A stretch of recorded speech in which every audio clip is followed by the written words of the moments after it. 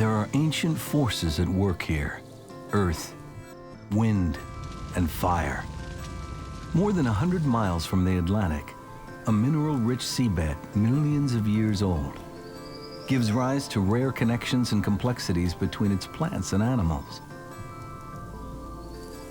Soldier's Delight in Baltimore County is a special natural environment area, protected because of its rare prairie-like ecosystem called serpentine grassland and oak savanna.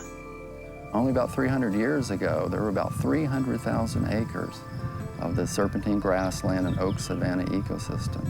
Today, in the eastern U.S., less than 3,000 acres remain, and about half of that is here at Soldier's Delight. Wayne Tyndall, state restoration ecologist for the Maryland Natural Heritage Program, Department of Natural Resources, is charged with protecting this rare grassland. It's called serpentine because the bedrock has this sort of scaly, snake-like appearance. It's really an oceanic rock. It formed along tectonic plate boundaries under the ocean about 50 million years ago. So it's like an island of ocean bedrock surrounded by North American continental bedrock. And that's what makes serpentine so special. One of the most curious creatures of this world is the tiny but quite clever Allegheny mound ant. For reasons still a mystery, these ants cultivate the two most common wildflowers at Soldier's Delight. One of them is the serpentine chickweed, and then the other white wildflower is the lyre-leaved rockcress. The ants keep the south side of the mound bare for the sun's warmth to incubate their eggs and larvae under the surface. Other plants they literally mow. You'll see just how carefully they go in between the flowering stems of the rockcress and mow any other plant that pops up in between. But for some reason, the ants only cultivate these two wildflowers, and they were white wildflowers. So one school of thought is that the ants are trying to attract butterflies or moths or both to lay their eggs on the flowers. So the ants can go out, collect the eggs, and then take them back into the incubator, hatch them, and then cultivate the larvae, grow the larvae, and then use the larvae as a food source.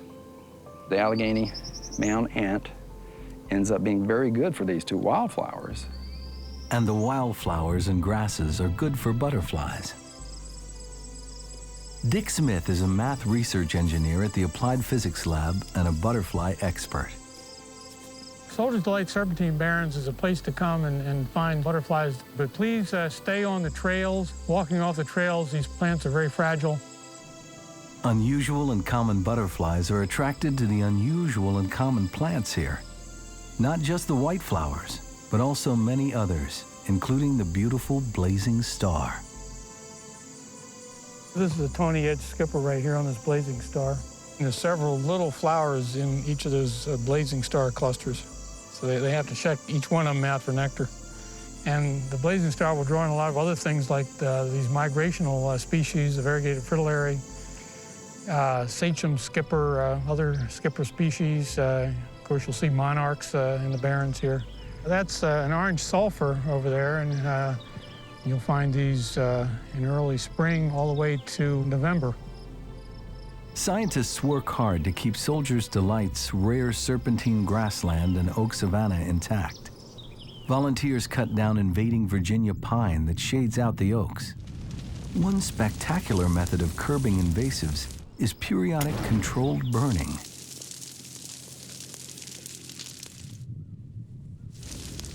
We know that the serpentine grassland and oak savanna is a fire-dependent ecosystem, and that it naturally burns about once every 3 to 5 to 7 years. So we have a prescribed burn program at Soldier's Delight to basically mimic that natural regime of fire. Fall burns hold the grasses in check. They also burn off the leaves and stems that are produced every year. Leaves all this open space for the wildflowers. The serpentine rock bed at Soldier's Delight produces more than unusual plants and animals. Flecks of chromite dot the ancient stone, And in the 19th century, Soldier's Delight was the world's largest producer of chromite. The metal was extracted from the black rock to make color. Here we are at the entrance to the Choate Mine, the best preserved metal mine entrance in the state of Maryland. Johnny Johnson is a mining historian, engineer, and volunteer ranger. In Soldier's Delight, the explorers found heavy black rocks of chromite laying on the surface of the ground. In the 19th century, chromite was used to make bright paint pigments, chrome yellow, chrome green, and chrome orange. No one is certain about the origins of the Soldier's Delight name, but it has always been recognized as a special place. Gene Worthley and Mary Lewis both grew up nearby and were among those who fought to preserve it as a natural public area.